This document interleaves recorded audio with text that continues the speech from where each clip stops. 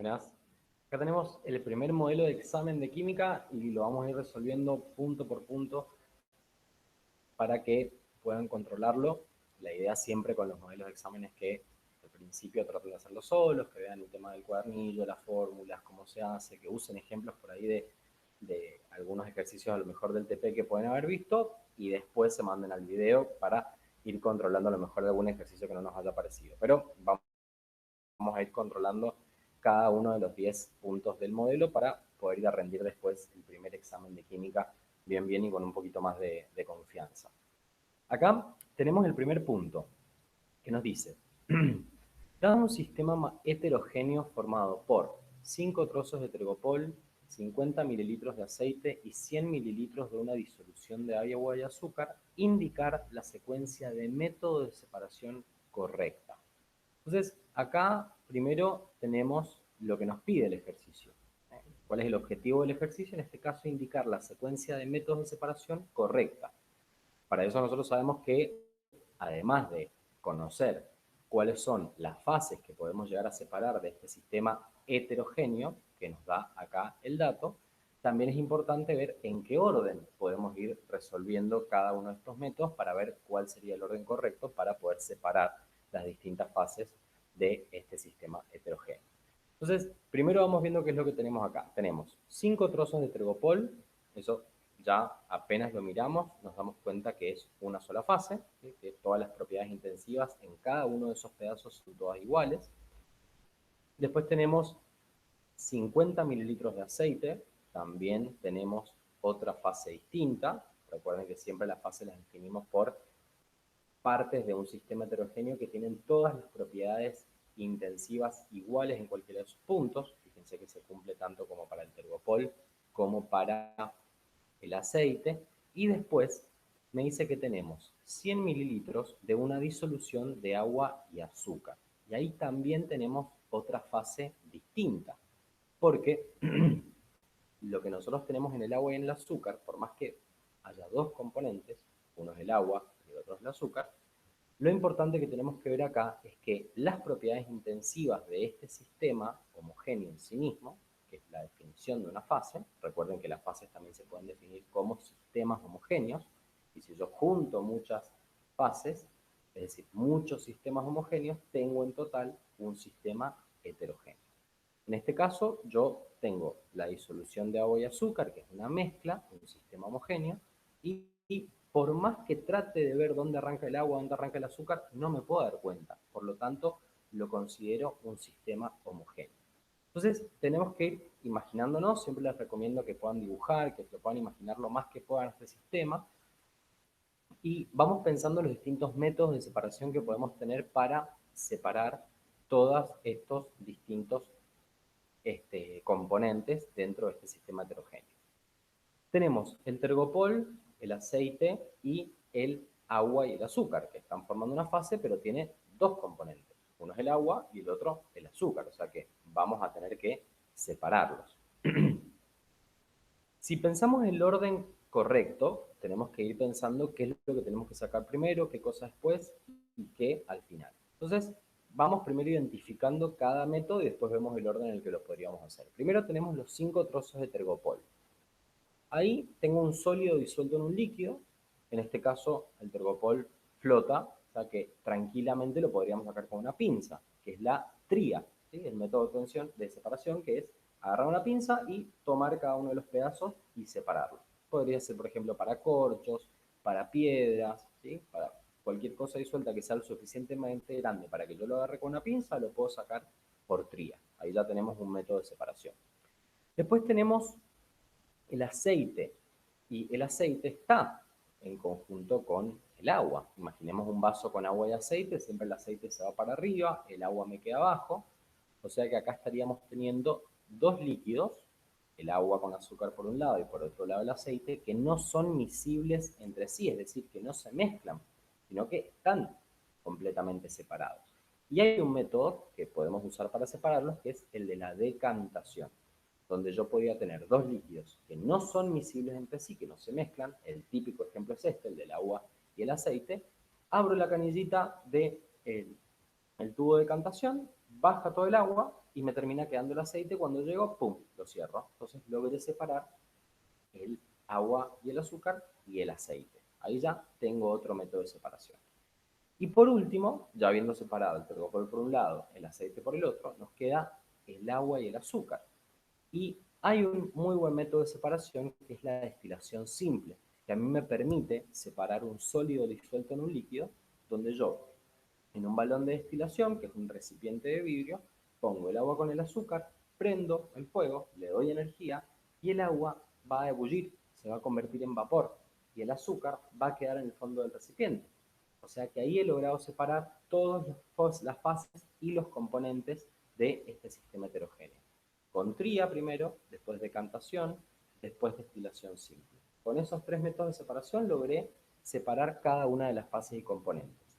Si ven todas las demás opciones, que acá hay una sola que tiene la opción correcta, van a ver que ninguna de las otras opciones me permite separarlo porque están en distinto orden o tienen métodos que no me sirven. Por ejemplo, la primera opción me dice destilación simple, decantación y tría. Y no sería correcto porque me está diciendo que primero pongo todo a hervir, el tergopol, el aceite, el agua con el azúcar y después decanto. Y no tiene mucho sentido. Entonces, ahí vamos viendo que tenemos ya el primer ejemplo de cómo separarlo con la tría, decantación y destilación simple, que sería el orden correcto, la secuencia correcta para separar las distintas fases y componentes de este sistema homogéneo. Ya pasamos al 2, que nos dice, en 0,07 moles de óxido nítrico, nos da la fórmula del óxido nítrico, a esta altura no tenemos por qué conocer las fórmulas químicas de los compuestos, me pregunta, ¿cuántos gramos de dicho compuesto tenemos? Es decir, ¿cuántos gramos de óxido nítrico hay en 0,07 moles? Entonces vamos identificando las distintas partes del ejercicio para ver qué datos me da y cómo los puedo ir relacionando. El objetivo acá es averiguar los gramos de óxido nítrico que hay en 0,07 moles. Entonces ya tenemos la incógnita identificada, es la masa. ¿Cuántos gramos tengo? Vamos a los datos. Primero me da el ejercicio dato de la cantidad de moles, 0,07 moles. Recordemos siempre que el mol es una unidad de cantidad que se usa en la química. Un mol es igual a 6,02 por 10 a la 23 partículas. Pueden ser moléculas, pueden ser átomos, pero yo podría en realidad tener un mol de cualquier cosa que a mí se me ocurra. ¿Sí? Siempre el mol es una unidad de cantidad, como la docena, como la decena. ¿Sí? Yo puedo tener, por ejemplo, 12 huevos, 12 facturas, 12 tortitas, 12 sillas, y con un mol es exactamente lo mismo. Pero en este caso, fíjense que hacer esa relación entre la cantidad de partículas que hay en un mol con este dato no me serviría de mucho porque no me está preguntando cuántas partículas, cuántos átomos o moléculas hay en esta cantidad de moles, sino cuánto pesa estos 0,07 moles. Y ahí tenemos una relación muy importante que es a partir de la masa molar o masa molecular, algunas veces también llamada, que es simplemente la masa que podemos obtener al mirar la fórmula química del compuesto, en este caso el óxido nítrico. Si yo miro la fórmula química, tengo un nitrógeno, un oxígeno, me voy a la tabla periódica y puedo calcular la masa molar. ¿Cuánto pesa un mol?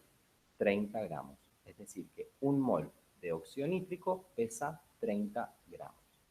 El peso del nitrógeno es 17, más el peso del oxígeno, 14, más el peso del oxígeno que es 16, me termina dando 30 gramos por mol. Y ahí directamente podemos plantear la relación. Podríamos resolverlo con una regla de 3, diciendo si un mol pesa 30 gramos, entonces 0,07 moles, ¿cuántos gramos pesarán? Perfecto. Y también lo podemos resolver con esta pequeña formulita que es exactamente el mismo cálculo que haríamos con la regla de 3. Si ustedes lo hicieron con regla de 3 o lo quieren hacer, comparen después los números y van a ver que es exactamente el mismo cálculo matemático. En este caso partimos de esta fórmula, número de moles, que se simboliza con la letra N minúscula, es igual a masa sobre masa molar. Despejando masa, nos termina quedando que la masa es igual al número de moles por la masa molar. Masa molar está dividiendo, entonces la paso multiplicando para el otro lado. Reemplazo simplemente con los datos, número de moles, el ejercicio me lo da, 0,07 moles, por la masa molar, que es de 30 gramos por mol. Fíjense que mol se me cancela con mol al estar multiplicando y dividiendo, y me termina quedando el resultado en gramos, que es la unidad que necesito. 0,07 por 30 me da 2,1 gramos. Opción correcta. Es decir que 0,07 moles de óxido nítrico pesan 2,1 gramos. Ahí tenemos la respuesta correcta en un simple cálculo. Repito que esto también lo podríamos haber hecho con regla de 3, con factor unitario, y nos va a dar exactamente el mismo resultado. Siempre que planteemos bien los datos y las relaciones sean correctas, la forma en la que elijamos calcularlo es indistinta. Ahora vamos al 3, que ya viéndolo nos damos cuenta que es un ejercicio de tipo teórico. Entonces, lo que nos plantea es, teniendo un gas en un recipiente, se puede afirmar que. Entonces, vamos a ir viendo las distintas opciones que nos va dando en este caso el ejercicio. Vamos a ver qué me dice. Tenemos un gas en un recipiente. Puede o no ser importante el dato. Vamos a ver en cada una de las opciones si es importante. Por ahí cuando uno habla de un recipiente, uno suele pensar que el recipiente está cerrado generalmente y que no puede variar de volumen. Pero algunas veces vamos a ver que el recipiente a veces puede cambiar de tamaño. Entonces siempre hay que prestar mucha atención a todo lo que nos va diciendo cada una de las opciones. Fíjense que me dice, un gas en un recipiente se puede determinar que. Vamos a la primera opción. En este caso hay que marcar lo correcto, lo que está bien. Nos dice, a temperatura constante, es decir, que la temperatura no va a variar, si aumento la presión, aumenta el volumen. Y esta opción está mal, porque cuando yo aumento la presión, el volumen disminuye. La presión lo que hace es acercar las partículas. Es decir, cuando yo estoy aumentando la presión, ¿sí? Todos los lados lo podemos ver, como por ejemplo con un émbolo, lo que estoy haciendo es hacer que las partículas se acerquen más unas a las otras. Por lo tanto, el volumen no aumenta, disminuye. En cambio, cuando yo disminuyo la presión, es decir, que dejo de hacer fuerza, los gases pueden separarse más. Por lo tanto, el volumen aumentaría, va a tender a expandirse. Siempre es importante ver que la relación entre la presión y el volumen es inversamente proporcional. Cuando la presión aumenta, el volumen va a disminuir. Y por el contrario, si la presión disminuye, el volumen va a aumentar. ¿Sí? Es una relación inversamente proporcional. Cuando uno aumenta, el otro va a disminuir. La B me dice, a volumen constante, es decir, que acá el volumen no cambia, si aumento la presión, disminuye la temperatura. Y esta opción también está mal, porque ya me dijo que el volumen es constante, pero me dice que si aumentamos la temperatura, va a disminuir si aumentamos la presión, va a disminuir la temperatura. Y eso es al revés. ¿Sí? La presión y la temperatura son directamente proporcionales. Significa que cuando aumenta la presión, la temperatura tiene que aumentar. O, visto de otra forma, cuando la temperatura aumenta, la presión también tiene que aumentar. Esta relación es directa porque cuando yo aumento la temperatura de un sistema con gases, de una mezcla gaseosa, por ejemplo, o en este caso un gas en un recipiente, fíjense, a volumen constante, muy importante esa parte, el gas va a adquirir energía, va a tener más energía cinética, va a poder chocar con más fuerza contra las paredes del recipiente. Por lo tanto, va a aumentar la presión. Cuando nosotros medimos la presión desde afuera de un recipiente cerrado, esa presión en realidad es con qué fuerza y con qué frecuencia los gases están pegando contra las paredes del recipiente. Mientras choquen con más fuerza y con más frecuencia, esa presión va a aumentar. Y eso se produce porque le dimos temperatura. Por el contrario, si yo bajo la temperatura del sistema, los gases pierden energía y se empiezan a mover con más lentitud y con menos fuerza. Por lo tanto, la presión disminuye. Entonces, presión y temperatura siempre van de la mano y son directamente proporcionales. Si una aumenta, la otra tiene que aumentar. Y en la C, fíjense que me dice a presión constante, Si aumento la temperatura, aumenta el volumen. Y esta opción sí es correcta porque primero me dice que la presión es constante, ya que es muy importante para poder analizar. Y después me dice que al aumentar la temperatura, aumenta el volumen. Y eso sí es correcto, porque, mismo caso de recién, al aumentar la temperatura, las partículas del gas tienen mayor energía. Y esa mayor energía y mayor fuerza para poder moverse hacen que las partículas puedan separarse mucho más una de la otra. O sea que yo al darle energía, al aumentar la temperatura, el volumen va a aumentar. La relación entre la temperatura y el volumen es directamente proporcional. Si por el contrario yo al gas le bajo la temperatura, ¿sí?, lo que va a hacer es que va a perder energía, o sea que sus partículas ya no van a poder separarse tanto y no se van a repeler una con las otras, sino que van a empezar a acercarse porque no tienen la energía suficiente para poder separarse una de la otra. O sea que esta opción es la correcta. A presión constante, si aumento la temperatura, aumento el volumen. Por otro lado, después me dice la D, ya sabemos que es la correcta, pero vamos a mirarla, me dice, si dejo escapar la mitad del gas a presión y temperatura constante, el volumen aumenta al doble. En este caso, cuando me dice, dejo escapar la mitad del gas, y me dice que el volumen aumenta al doble. Fíjense que acá presión y temperatura no son variables porque me dice son constantes, o sea que no las considero, solo me preocupa en la cantidad de gas y el volumen del gas. En este caso tenemos que pensar inmediatamente en la ley de Avogadro, que me relacionaba el volumen de un gas con el número de moles en una situación 1 y el volumen del gas con su número de moles en una situación 2. Y vemos que la relación es directamente proporcional. Cuando el número de moles aumenta, el volumen debe aumentar para poder mantener la igualdad. Y si el volumen del gas, ¿sí?, el número de moles disminuye, el volumen del gas también va a tener que disminuir. Y fíjense que es directamente proporcional. Por lo tanto, si acá tengo la mitad del volumen, porque fíjense que se fue la mitad del gas, o sea que el número de moles 2 es la mitad del 1, no tengo forma de que el volumen 2 sea mayor. Todo lo contrario. Si yo perdí gas, perdí moles. O sea que en la situación 2 tengo menos moles que los que tenía antes. Y el volumen se relaciona igual. O sea que el volumen va a disminuir. ¿Por qué? Y porque le quité gas. Si le hubiera agregado gas, sí aumenta el volumen. Fíjense, porque el número de moles y el volumen se relaciona de forma directamente proporcional. A mayor número de moles, mayor volumen; a menor número de moles, menor volumen. Entonces, en este caso, la opción correcta es la C. Ahora, vamos al siguiente. El ejercicio 4 me pregunta, ¿cuántas moléculas de oxígeno gaseoso hay en 2 gramos de trióxido de azufre?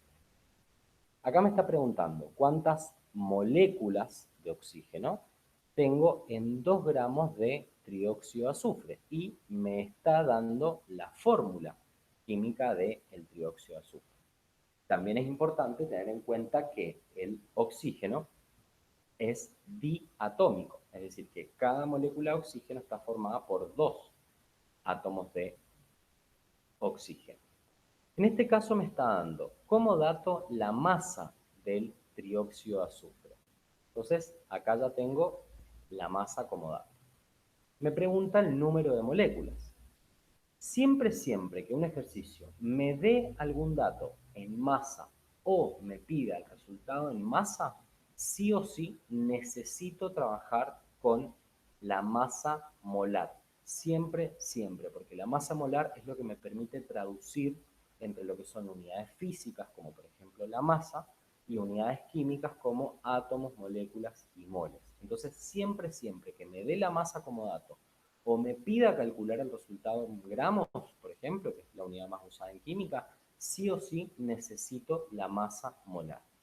En este caso, tenemos varias formas de resolverlo, pero lo que podemos hacer es una relación de masas, porque yo trabajo a partir de los 2 gramos de trióxido de azufre.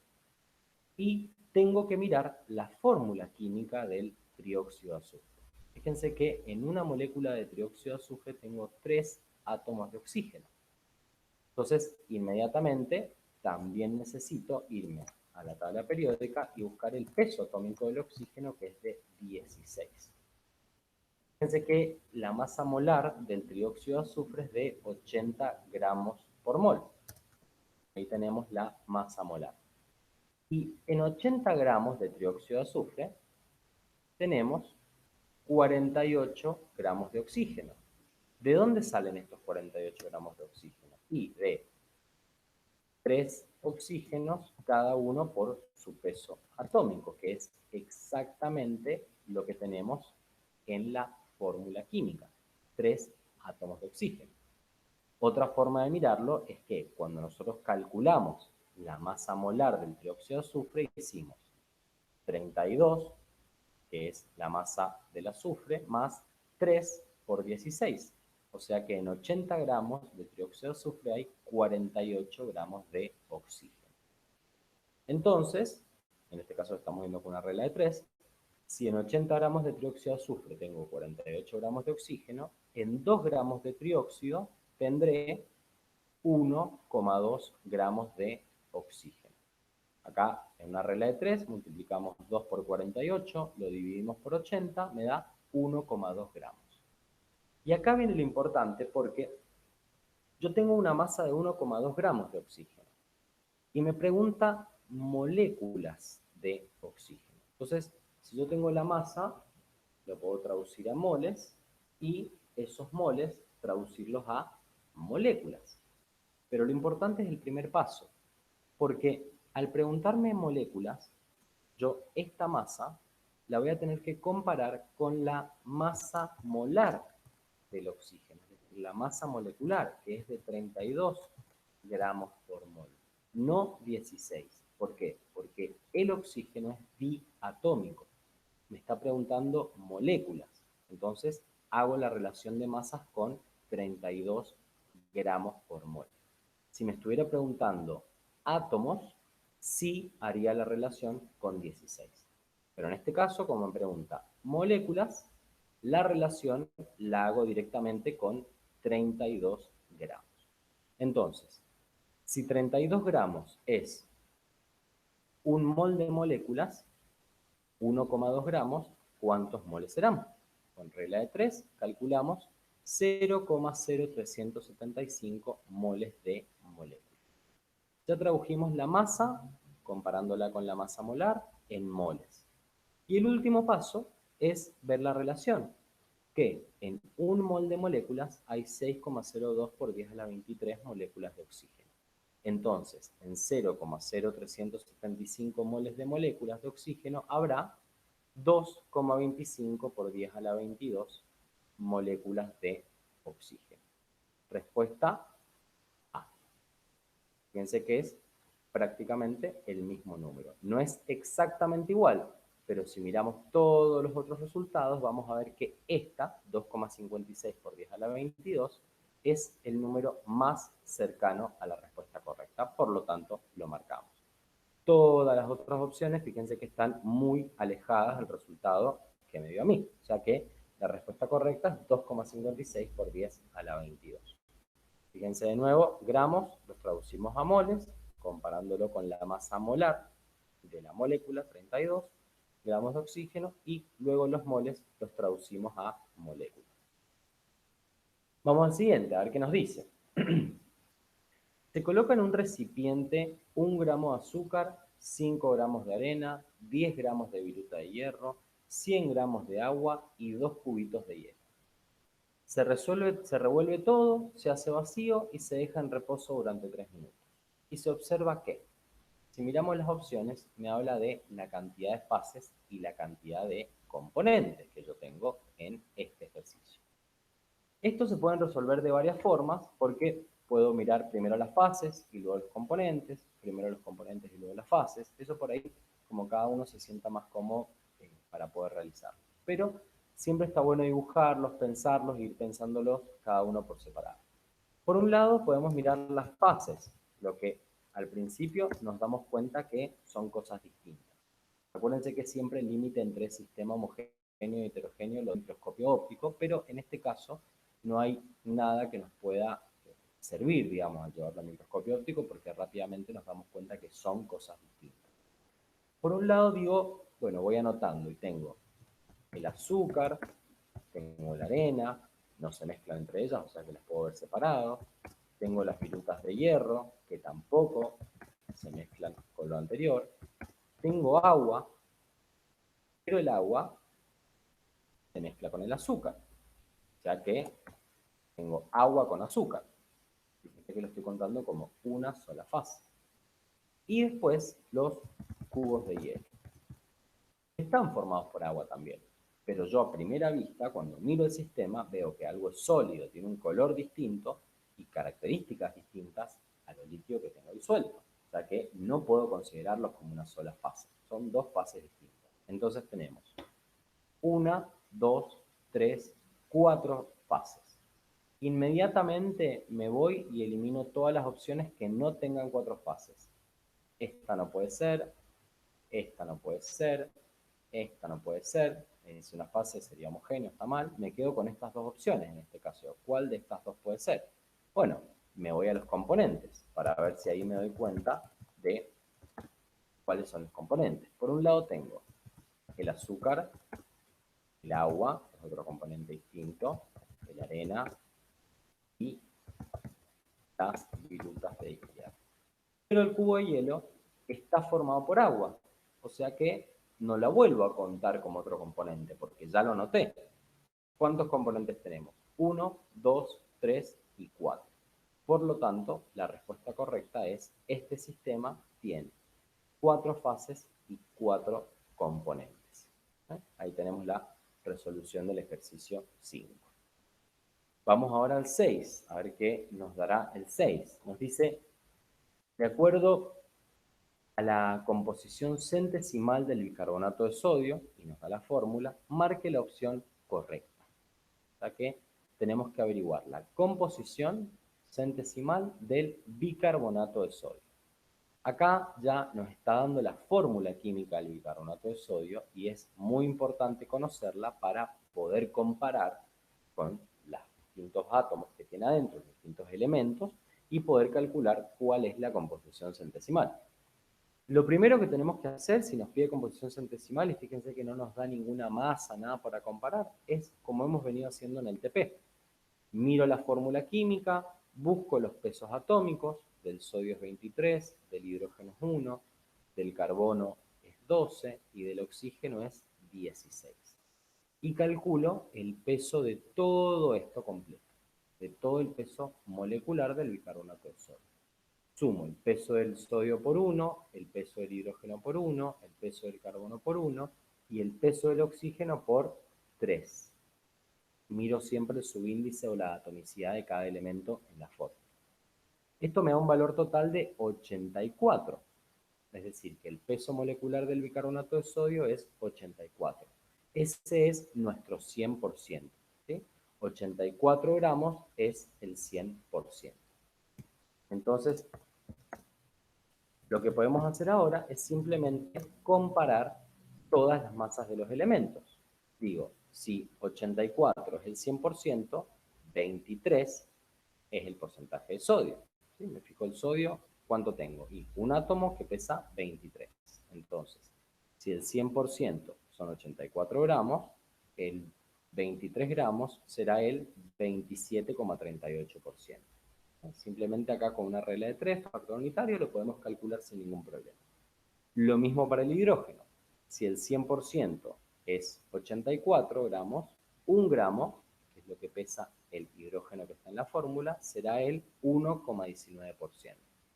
Lo mismo hacemos con el carbono.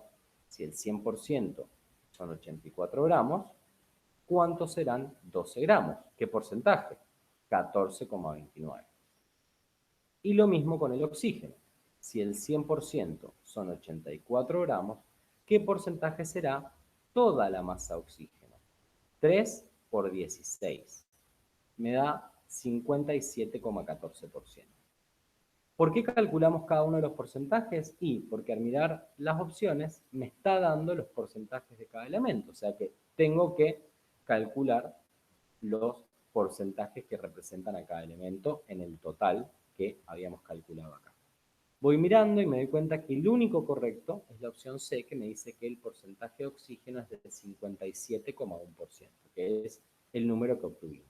Para el carbono, el hidrógeno y el sodio, ninguna de las opciones que me da acá coinciden con el valor. Están muy lejos de lo que debería ser la opción correcta.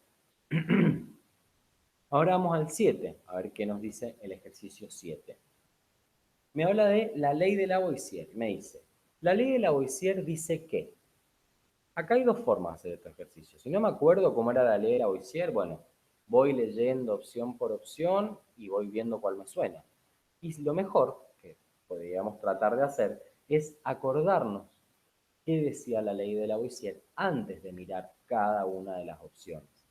De esa forma yo inmediatamente ya tengo la respuesta y directamente la busco en las opciones del ejercicio. En este caso, la ley de Lavoisier me dice que la masa de los reactivos que reaccionan es igual a la masa de los productos. Es decir, que si yo sumo la masa de todos los reactivos que reaccionan y la comparo con toda la masa del producto que obtuve, tiene que ser siempre igual. ¿Sí? La ley de Lavoisier siempre se cumple. En realidad es otra forma de decir, la materia no se crea ni se destruye, sino que se transforma. Me habla de la materia, Lavoisier. ¿Qué es lo que dice exactamente la opción B? La materia no se crea ni se destruye, solo se transforma. Otra forma de expresar la ley de Lavoisier. Mirando la primera, me dice toda la energía del universo es constante. Es cierto, pero no es la ley de Lavoisier. Acá no hay que buscar lo incorrecto o lo correcto, sino lo que dice la ley de Lavoisier. ¿Sí? Esta es la primera ley de la termodinámica, que es correcta, pero no es la ley de Lavoisier. Ya dijimos que la B es la correcta. La C me dice, un compuesto está formado por una relación constante entre los elementos que lo componen. Eso también es correcto, pero no es la ley de Lavoisier. Eso es algo similar a lo que me dice la ley de Proust. Después la D me dice, en determinadas condiciones se puede transformar la masa en energía. Sí, bueno, en realidad la masa es energía, pero no es lo que me dice la ley de Lavoisier. Y lo último me dice, la presión generada por un gas es directamente proporcional a la cantidad de gas. También está bien, que es lo que vimos en presiones parciales cuando trabajamos con la presión de los distintos componentes de una mezcla gaseosa. Es cierto que la presión generada por un gas es directamente proporcional a la cantidad de gas que yo tengo. Si yo tengo mucho gas, tengo mucha presión, y si tengo poco gas, tengo poca presión. Es correcto, pero no es lo que me dice la ley de Lavoisier. O sea que la opción B es la que había que marcar. Ahora vemos bien lo de la opción E en uno de los ejercicios que siguen. ¿Sí? Fíjense acá el 8, que van a ver, me habla un poquito de las presiones y, y la temperatura, los moles y el volumen. Me dice, si 0,4 moles de nitrógeno en determinadas condiciones de presión y temperatura ocupan un volumen de 2 litros, ¿cuál será el volumen si agregamos al recipiente 0,8 moles de gas manteniendo las mismas condiciones? Entonces, nos dice muchas cosas, pero vamos viendo parte por parte cómo identificar bien los datos. Primero me dice que tenemos 0,4 moles de nitrógeno. Me dice en determinadas condiciones de presión y temperatura. No me aclara en qué condiciones de presión y en qué condiciones de temperatura. Pero cuando los ejercicios no nos aclaren las condiciones de presión y temperatura, asumimos que son constantes. Y si no me da el valor, yo no tengo forma de poder ponerle un valor. O sea que asumimos que son constantes. Fíjense incluso que me aclara al final manteniendo las mismas condiciones. Es decir, que la presión y la temperatura en este ejercicio no me afectan el cálculo. ¿Sí? No tengo que tomarlos en consideración porque son constantes. Puede ser altísima, puede ser bajísima, no me preocupa porque no afecta el cálculo que tengo que hacer. Entonces, me dice que 0,4 moles de nitrógeno ocupan un volumen de 2 litros. Ahí ya tenemos una relación. Estos 0,4 moles de nitrógeno ocupan un volumen de 2 litros. Me pregunta, ¿cuál será el volumen Si agregamos al recipiente 0,8 moles de gas, estamos sumándole cantidad de gas. Es decir, que yo tengo 0,4 moles y le agrego 0,8. El total es 1,2. Fíjense acá. Moles 1, 0,4 moles. Volumen 1, que también me lo da, 2 litros.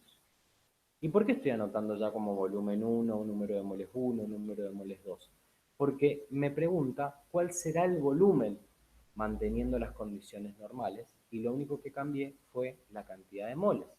Entonces, si yo voy pensando en las leyes o en el comportamiento de los gases, había una ley que me relacionaba estos dos datos, que era la ley de Avogadro.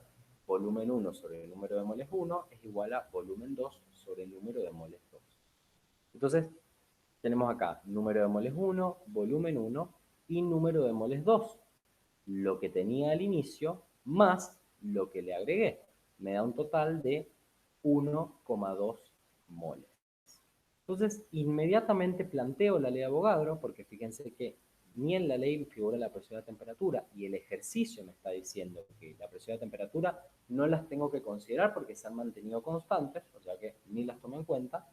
Tengo que despejar en este caso volumen 2, sería lo más cómodo para poder despejar. Despejo volumen 2 pasando número de moles 2 multiplicando hacia el otro miembro de la igualdad. Entonces me queda volumen 1 por número de moles 2 sobre número de moles 1.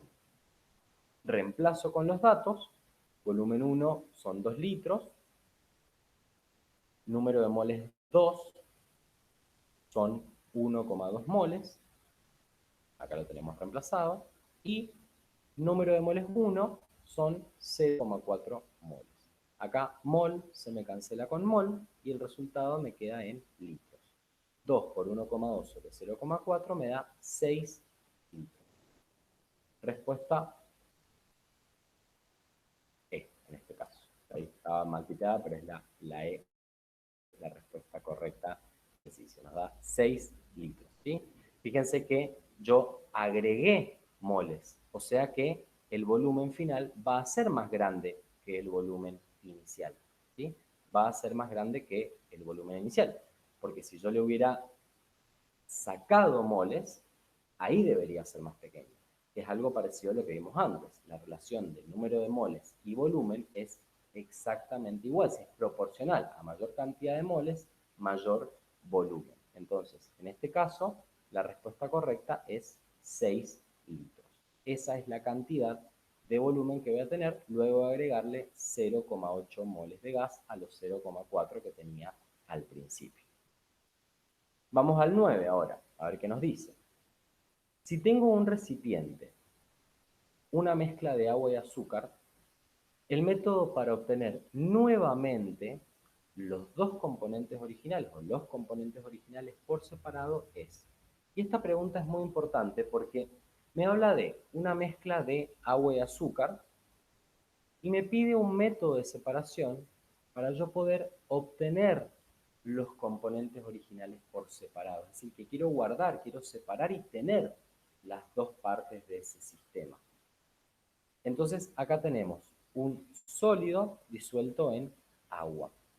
Y vemos todas las opciones que teníamos. ¿Sí?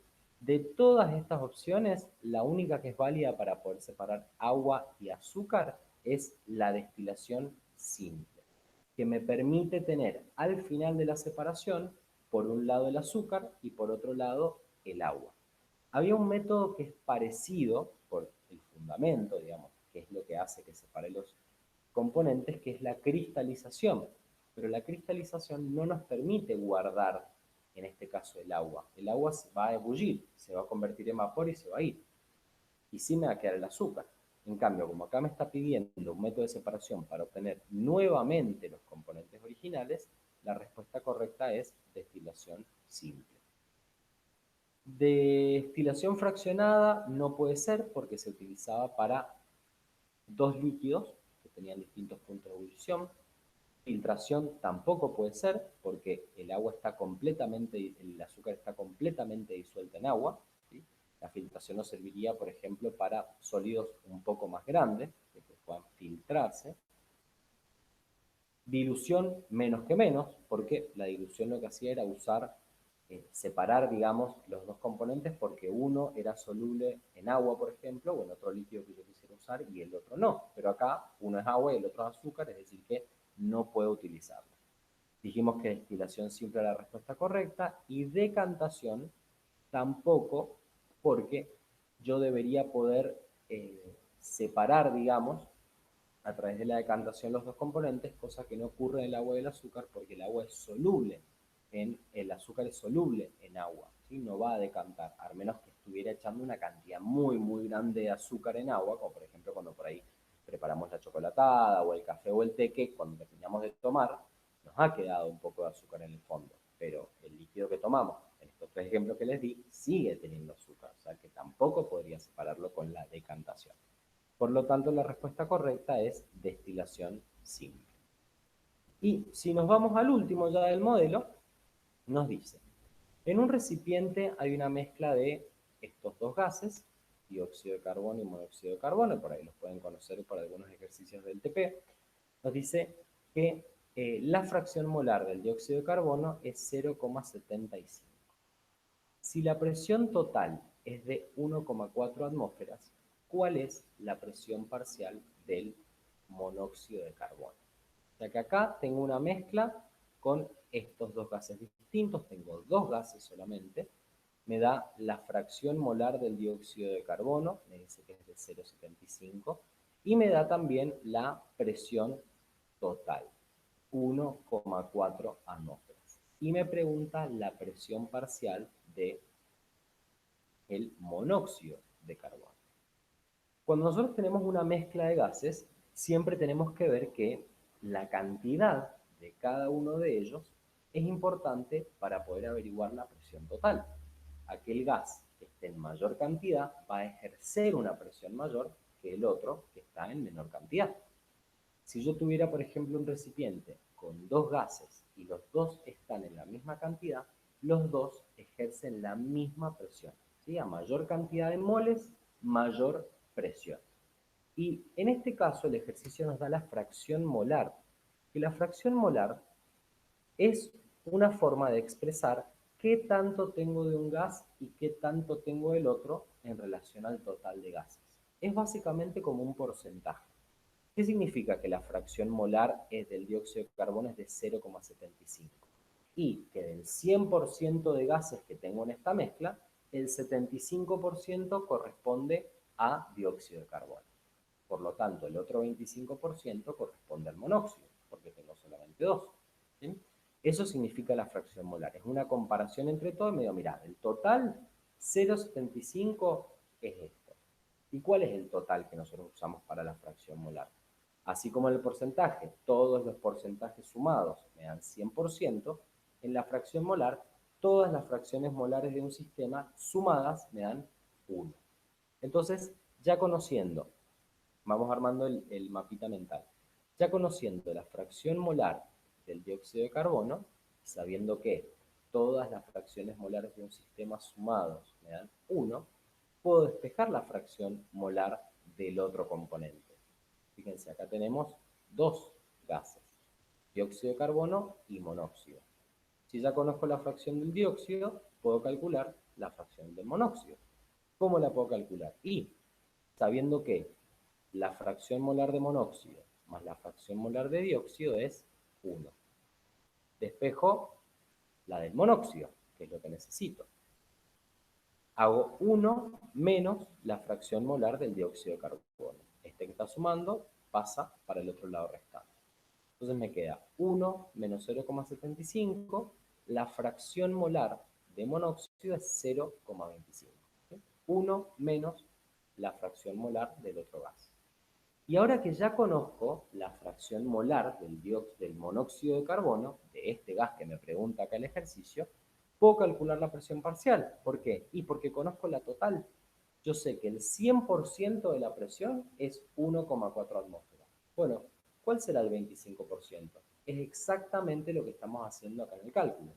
Si bien la fórmula que nosotros conocemos es presión parcial de un gas es igual a su fracción molar por la presión total, también lo podemos entender como un porcentaje, porque eso es lo que nos está representando la fracción molar.